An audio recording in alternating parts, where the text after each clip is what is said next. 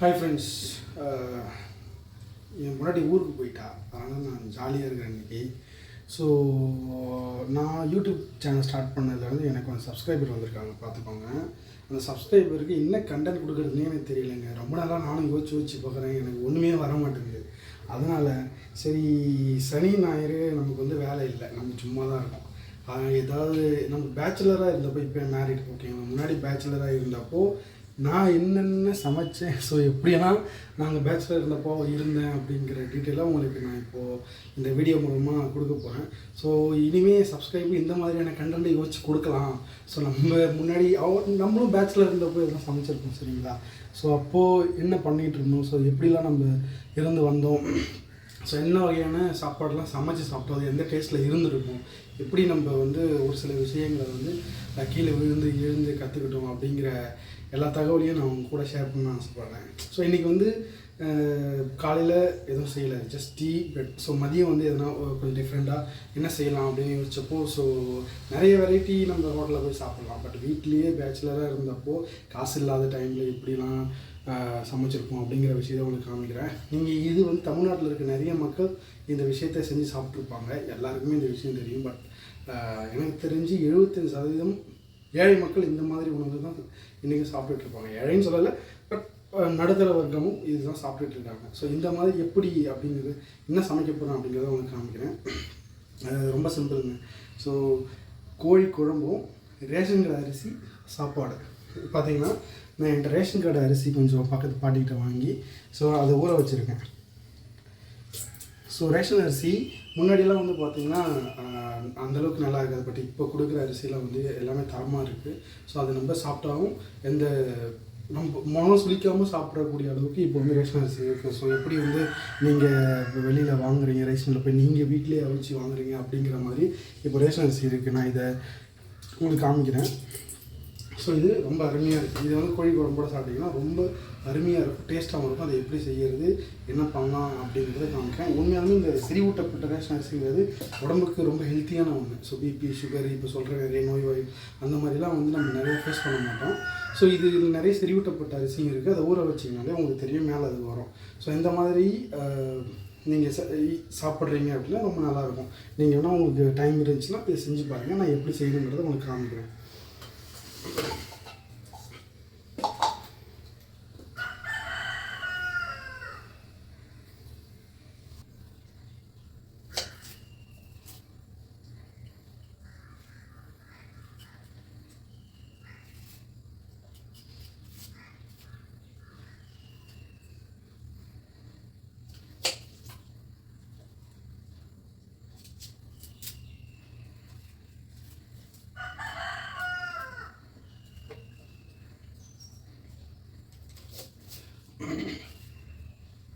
வெங்காயத்தை நான் எடுத்து கட் பண்ணிக்கிறேன்.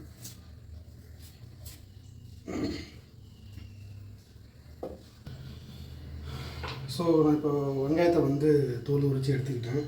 இதுக்கப்புறம் இந்த வெங்காயத்தை கழுவி சுத்தமாக கழுவிக்கோங்க. ஸோ நிறைய வந்து அதில் அழுக்கு இருக்கும். நான் என்ன பண்ணுறேன்னா, இந்த வெங்காயத்தை கழுவி வச்சுக்கிறேன். தக்காளியும் நம்மகிட்ட ஒரு 4 தக்காளி எடுத்துருக்கேன். ஸோ என்ன அளவு எனக்கு தெரியாது, இருந்தாலும் எனக்கு தேவையான அளவுக்கு எல்லாத்தையும் எடுத்து கழுவி வச்சுருக்கேன். பட் நம்ம செய்கிறப்போ அது பார்ப்போம், அது எப்படி வருதுன்னு பார்ப்போம்.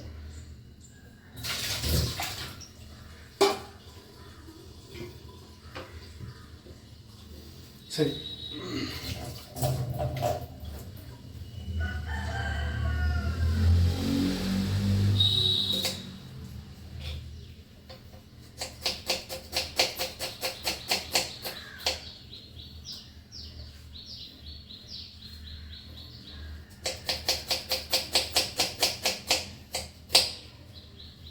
நான் பேச்சுலர் எப்படி நிறைய வெங்காயம் தக்காளியில் நானே வெட்டி பழகினாலும் எனக்கு கொஞ்சம் ஸ்பீடாக வரும்.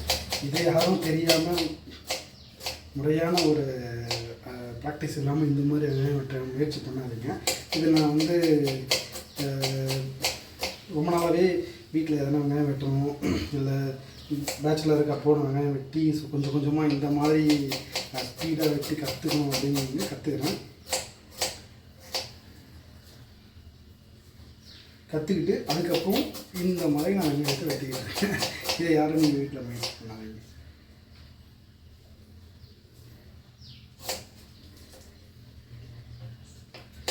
இது பார்த்தீங்கன்னா தெரியும், வெங்காயத்தை வந்து சாப்பிட்றது அந்தளவுக்கு சேஃப் இல்லை. ஸோ புயல் வர்றதுனால நீங்கள் வீட்டில் உங்களுக்கு தேவையான பொருளை நீங்கள் வாங்கி வச்சுக்கோங்க. ஸோ இந்த மாதிரி ப்ரிகாஷன்ஸ்லாம் பண்ணுறது உங்களுக்கும் உங்கள் ஃபேமிலிக்கும் ரொம்ப நல்லது. நான் எல்லாமே மோஸ்ட்லி வீட்டில் எல்லாமே வாங்கி காய்கறி, ஸோ பக்கத்தில் இருக்க சந்தையில் போய் காய்கறி எல்லாம் வாங்கி வச்சுருக்கேன். மோஸ்ட்லி நாங்கள் வந்து காய்கறி எல்லாம் சந்தையில் தான் வாங்குவோம். வெங்காயத்தை வெட்டி எடுத்தாச்சு. அடுத்தது தக்காளியை சின்ன சின்ன பீஸாக கட் பண்ணிக்கோங்க. ஸோ 4 3 அவங்களுக்கு என்ன தேவையோ அதுக்கேற்ற மாதிரி கட் பண்ணிக்கோங்க.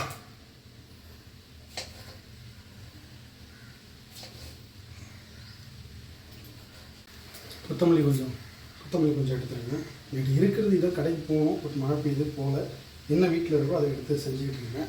ஸோ பேச்சுலர் தான் கொடுத்தேன். எல்லா பேச்சுலர்ஸும் வீட்டில் என்ன இருக்கோ அதுதானே செய்வாங்க. ஸோ அதான் நான் பண்ணிகிட்டு இருக்கேன். இது வந்து பார்த்திங்கன்னா நம்ம பேச்சுலராக இருக்கப்போ கொஞ்சம் இஞ்சி பூண்டு பேஸ்ட்லாம் கடையில் வாங்கிட்டோம். நான் என்ன கொஞ்சம் டிஃப்ரெண்ட்டாக என்ன பண்ணுறேன்னா, வீட்டில் மிக்ஸி இருக்கிறதுனால பூண்டு கொஞ்சம் இஞ்சி தோல் உரிச்சு கழுவி எடுத்துருக்கேன். ஸோ பூண்டையும் கழுவிடுங்க. ஏன்னா அதில் ஃபங்கஸ்லாம் நிறையா இருக்கும். ரொம்ப நாள் நம்ம வெயிலில் காய வச்சு ப்ளஸ் மழை நாளுங்கிறதுனால ஃபங்கஸ் இருக்கும். ஸோ அதையும் நல்லா கழுவி எடுத்துக்கோங்க. இன்னும் கொஞ்சம் நேரத்தில் இதை நான் அரைச்சி விழுதாக எடுத்துப்பேன். ஸோ இஞ்சி பூண்டு பேஸ்ட்டு எந்த அளவுக்கு நீங்கள் வந்து குழம்புல செய்கிறீங்களோ அந்த அளவுக்கு குழம்பு டேஸ்ட்டாக இருக்கும். கோழி குழம்பு டேஸ்ட்டாக இருக்கும். ப்ளஸ் எந்த நான்வெஜ்ஜாக இருந்தாலும் இஞ்சி பூண்டு வேஸ்ட்டு, பிரியாணியாக இருக்கட்டும், இஞ்சி பூண்டு வேஸ்ட்டு எந்த அளவுக்கு சேர்க்குறீங்களோ அந்த அளவுக்கு நல்லா தரமாகவும் நல்லாவும் இருக்கும். ஸோ நான் இதை இப்போ நான் அரைச்சி எடுத்துக்கிறேன். இப்போது இஞ்சி பூண்டு பேஸ்ட் வந்து நான் பேஸ்ட்டாக அரைச்சி எடுத்துக்கிட்டேன். ஸோ இந்த அளவுக்கு நமக்கு போதுமான அளவு. சிக்கன் வந்து நான் கொஞ்சம் டிஃப்ரெண்ட்டாக எடுத்துருக்கேங்க. ஏன்னா எப்பயுமே நம்ம வந்து பீஸாக கட் பண்ணுவோம். பட் நான் பீஸாக கட் பண்ணாமல் நான் ஒரு லெக் பீஸை வாங்கி அப்படியே எடுத்துருக்கேன்.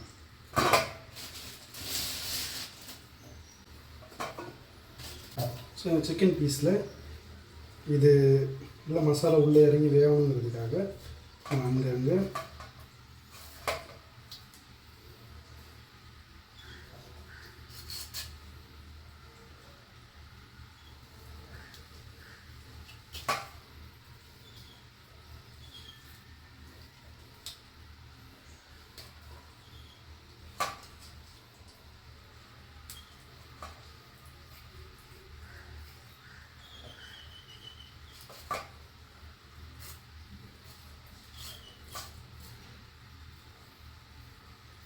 சிக்கனை இந்த மாதிரி ஒரு 2 லெக் பீஸாக கட் பண்ணி எடுத்துருக்காங்க.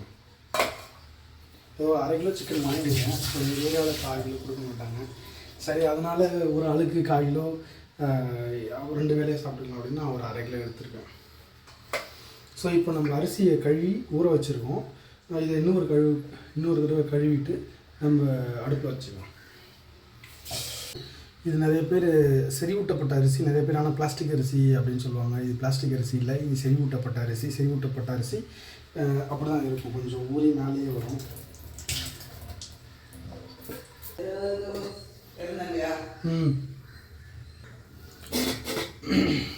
அடுத்தது பார்த்திங்கன்னா ஒரு பிளேட்டில் வந்து பெருஞ்சீரகம், பட்டை, ஏலக்காய், இது ஒரு கொட்டை,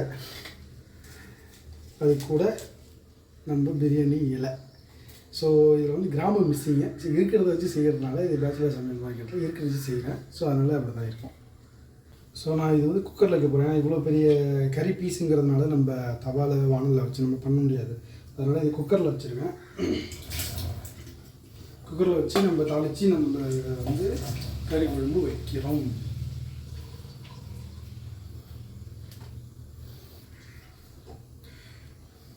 ஃபஸ்ட்டு குக்கரை சூடானதுக்கப்புறம் தேவையான அளவுக்கு எண்ணெய்,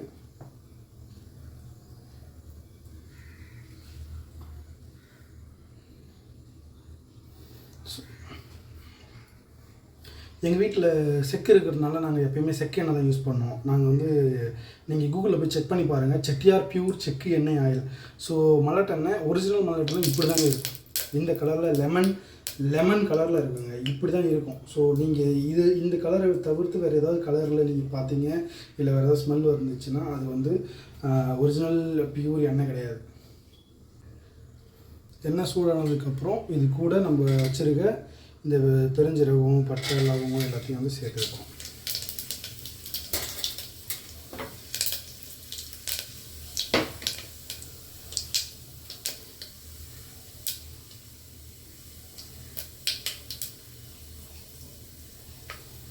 அதுக்கப்புறம் இஞ்சி பூண்டு பேஸ்ட் விழுது அரைச்சி வச்சுருக்கேன் இல்லைங்களா, இதை சேர்த்துக்கிறேன்.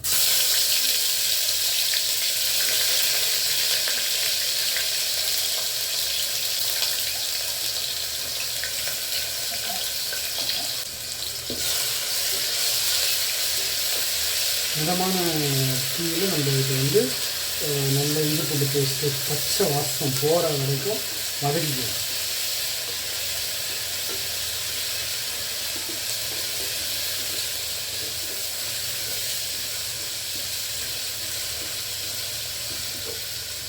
ஸோ அது கொஞ்சம் வதங்கினதுக்கப்புறம் அது கூட வெங்காயம்,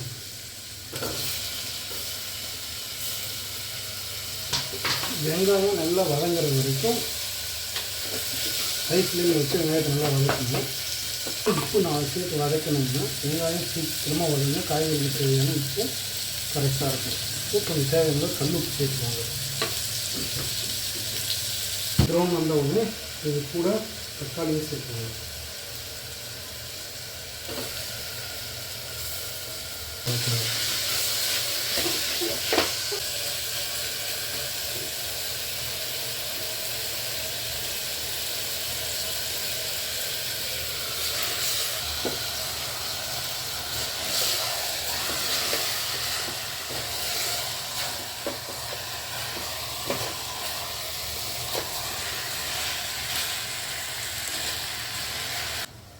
கொஞ்சம் மிளகா பொடியும் தேவையான அளவு மஞ்சத்தூளும் போட்டுக்கோங்க.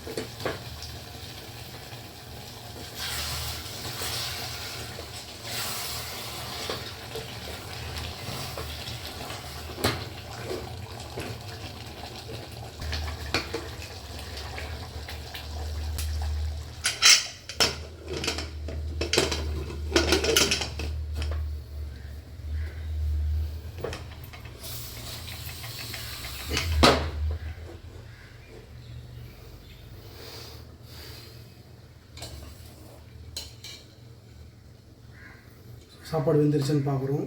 ஸோ இது இன்னும் கொஞ்சம் நேரம் ஆகும், இது ரொம்ப நேரம் எடுக்கும்.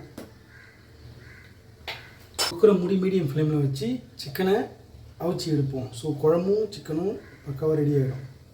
இது சாதம் வெந்துருச்சுங்க. இப்போ வெந்த சாதத்தை வந்து எப்படி பதம் பார்க்குறதுன்னா, ஸோ எடுத்து நம்ம பிடிச்சி பார்க்கணும். ஸோ கையில் வந்து இந்த மாதிரி சுத்தமாக நசுங்கி அழுந்தி நமக்கு ஒரு மாதிரி அழிஞ்சு வந்துச்சுன்னா ஸோ சாதம் வந்துருச்சு டைம் எடுக்கும். இப்போ எடுத்து நம்ம சாதத்தை வடிச்சிடலாம். சாதத்தை நம்ம அங்கே வடித்து வச்சுட்டோம். ஸோ ஒரு 5 நிமிஷத்தில் சாதம் வடிஞ்சு உங்களுக்கு ரெடி ஆகிடும். நான் எப்படி இருக்குன்னு உங்களுக்கு காமிக்கிறேன்.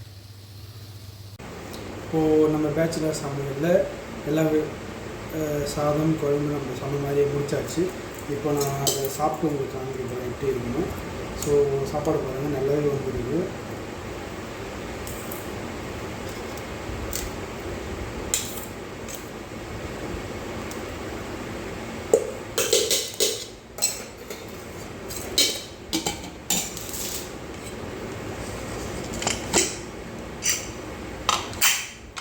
குழம்பு எப்படி இருக்குன்னு பாருங்கள். ரொம்ப டெலிஷியஸாக எண்ணெய்லாம் பிரிஞ்சு நல்லா அருமையாக இருக்குது.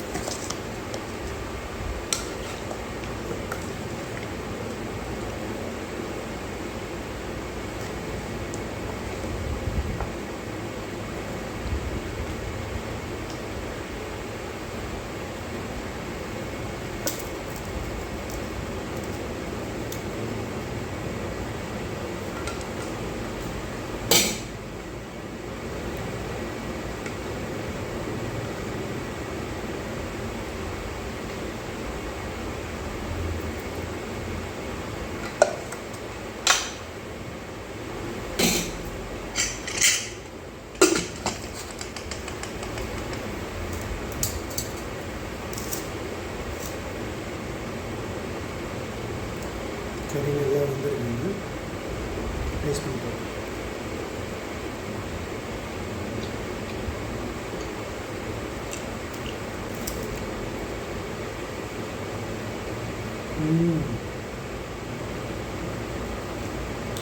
ரொம்பவே நல்லாயிருக்கும். மசாலா எதுவும் சேர்க்கல. வீட்டில் இருக்க மிளகாத்தூள் யூஸ் பண்ணி, மஞ்சத்தூள் யூஸ் பண்ணி, உப்பு யூஸ் பண்ணி மட்டும் தான் பண்ணியிருக்கேன். கூட வெங்காயம், தக்காளி, சோம்பு,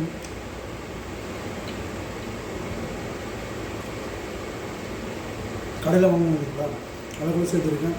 ரொம்ப அருமையாக இருக்குது. வீட்டில் ட்ரை பண்ணி பாருங்கள். ரேஷன் அரிசி கூட சாப்பிட்டிங்கன்னா ரொம்பவுமே ருசியாக இருக்கும். ரொம்ப அருமையாக இருக்கும்.